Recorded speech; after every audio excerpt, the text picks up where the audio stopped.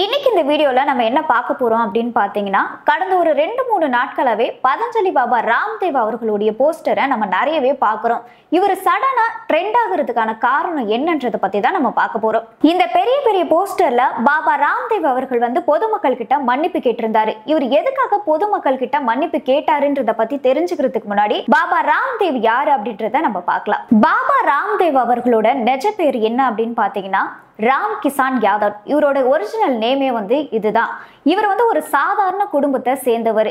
இவருக்கு படிப்பு சரியா வரல அப்படின்றதுனால குருகுல பயிற்சி பள்ளியில இவங்க குடும்பத்தினர் இவரை சேர்க்கிறாங்க. அதுக்கப்புறம் பாத்தீங்கன்னா இவர் எப்படி அறிமுகம் ஆகுறாரு அப்படின்னு பாத்தீங்கன்னா ஒரு யோகா குருவா தான் இவர் ஃபர்ஸ்ட் அறிமுகம் ஆகுறாரு. அதுக்கப்புறம் பாத்தீங்கன்னா இவருக்கு ஆயுர்வேதத்துல ரொம்பவே ஆர்வம் வருது. இதனால இவர் என்ன பண்றாருன்னு பாத்தீங்கன்னா 2006ல அவரோட நண்பரோட சேர்ந்து, அதாவது பாலகிருஷ்ணன் என்ற ஒரு நண்பரோடு சேர்ந்து ஒரு நிறுவனத்தை ஓபன் பண்றாரு. அந்த நிறுவனத்துல இயற்கையான அழகு சாதன பொருட்கள், குளிர்பானங்கள், அதுக்கப்புறம் பாத்தீங்கன்னா ஆயுர்வேத மருந்துகள், இது எல்லாமே அந்த நிறுவனத்துல தயாரிக்கிறாங்க. இதுக்கப்புறம் பாபா ராம்தேவ் அவர்கள் என்ன பண்றாரு அப்படின்னு பாத்தீங்கன்னா அவர் தயாரிச்ச எல்லா ப்ராடக்ட்டுமே அவரே விளம்பரம் படுத்துறாரு. நம்ம எல்லாருக்குமே கண்டிப்பா ஞாபகம் இருக்கும்னு நினைக்கிறேன். ஏன்னா 2014, 2015 காலகட்டத்திலாம் விளம்பரத்துல ஒரு சித்தர் பதஞ்சலி ப்ராடக்ட்டை பயன்படுத்துங்க, இது எல்லாமே நேச்சுரலான முறையில தயாரிச்சது, மத்த கம்பெனி எல்லாமே கெமிக்கலை பயன்படுத்தி தான் அழகு சாதன பொருட்கள்லாம் தயாரிக்கிறாங்க.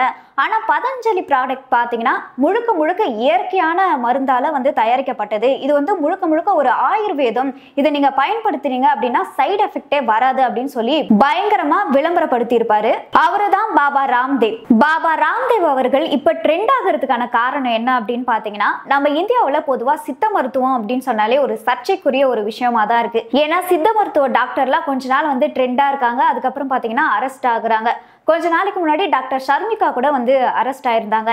இந்த மாதிரி ஒரு விஷயத்துல தான் பாபா ராம்தேவ் அவர்கள் சிக்கியிருக்காரு. பாபா ராம்தேவ் அவர்கள் எதுல சிக்கியிருக்காரு அப்படின்னு பாத்தீங்கன்னா 2021, 2020 காலகட்டத்துல நம்மளால மறக்க முடியாத ஒரு காலகட்டமா இருக்கு. ஏன்னா கொரோனா அப்பதான் ஸ்டார்ட் ஆயிருந்தது. கொரோனால நிறைய பேர் செத்துக்கிட்டோ இருந்தாங்க. அந்த நேரத்துல பாத்தீங்கன்னா கொரோனாக்கு மருந்து கண்டுபிடிக்கல.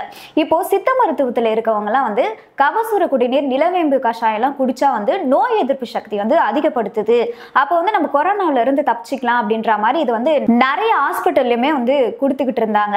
என்னதான் சித்த மருத்துவம் ஒரு நல்ல விஷயங்கள் இருந்து நம்ம அதை பயன்படுத்தினாலுமே ஒரு சில பேர் இந்த சித்த மருத்துவத்தை தவறாதான் பயன்படுத்துறாங்க.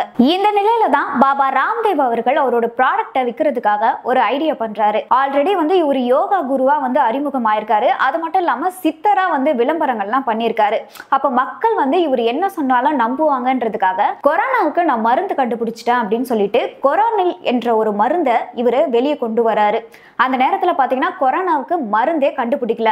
ஆனா இவருக்கு கொரோனாவுக்கு மருந்து கண்டுபிடிச்சதா அப்படின்னு சொல்லி அந்த ப்ராடக்ட்டை வெளியே கொண்டு வராரு. பொதுமக்கள் எல்லாருமே அதை வாங்கவும் ஆரம்பிக்கிறாங்க. இந்த நிலையில தான் இந்திய மருத்துவ சங்கம் நம்ம கொரோனாவுக்கு இன்னும் மருந்து கண்டுபிடிக்கவே இல்லை, அதை நம்ம அதிகாரப்பூர்வமா இன்னும் மக்கள் கிட்டயே சொல்லல, ஆனா இவர் என்னடானா இந்த மாதிரி புதுசா கொரோனாவுக்கு மருந்து கண்டுபிடிச்சிருக்கேன் அப்படின்னு சொல்லி விளம்பரம் பத்தி ஒரு மருந்தை வித்துக்கிட்டு இருக்காரு, என்னதான் அப்படின்னு சொல்லி அவர்கிட்ட போய் கேட்டிருக்காங்க. அதுக்கு பாபா ராம்தேவ் அவர்கள் என்ன சொல்லியிருக்காரு அப்படின்னு பாத்தீங்கன்னா, என்கிட்ட புற்றுநோய்க்கு, கொரோனாவுக்கு, அதுக்கப்புறம் எய்ட்ஸுக்கு மருந்து நான் கண்டுபிடிச்சிருக்கேன்.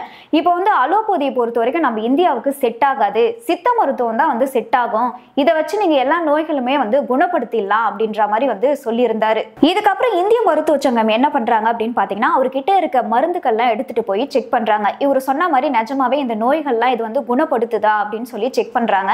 ஆனா அவர் சொன்ன மாதிரி எந்த ஒரு நோயுமே இது குணப்படுத்தல. உடனே மருத்துவ சங்கம் என்ன பண்றாங்க அப்படின்னா இவர் மேல வழக்கு பதிவு செய்யறாங்க. இந்த வழக்கோட தீர்ப்பு கடந்த 2ஆம் தேதி உச்ச நீதிமன்றத்துல வழங்கப்பட்டது. அதுல என்ன நீதிபதிகள்லாம் குறிப்பிட்டிருந்தாங்க அப்படின்னு பாத்தீங்கன்னா, ஆல்ரெடி பாபா ராம்தேவ் அவர்களை மன்னிப்பு கேட்க சொல்லியிருந்தாங்க.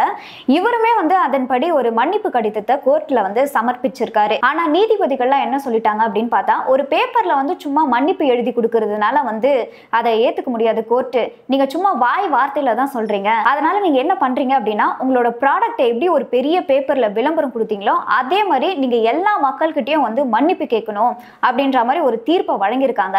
அதன்படிதான் பாபா ராம்தேவ் அவர்கள் பெரிய பெரிய போஸ்டர்லாம் ஒட்டி பொதுமக்கள் கிட்ட மன்னிப்பு கேட்கிறாரு. இதுல இருந்து நம்ம தெரிஞ்சுக்க வேண்டிய விஷயம் என்ன அப்படின்னு பாத்தீங்கன்னா, நம்ம அலோபதி ப்ராடக்ட் வாங்கினாலும் சரி, இல்ல ஆயுர்வேத ப்ராடக்ட் வாங்கினாலும் சரி, ஏதோ ஒரு சித்தர் சொல்லிட்டாரு இது கரெக்டா தான் இருக்கும் அப்படின்னு சொல்லி கண்மூடித்தனமா நம்பி வாங்காம அதுல இருக்கக்கூடிய உண்மைத்தன்மை என்னன்னு தெரிஞ்சு வாங்குறது தான் நமக்கு நல்லது. இதை பத்தி நீங்க என்ன நினைக்கிறீங்கன்னு சொல்லி கமெண்ட் பண்ணுங்க.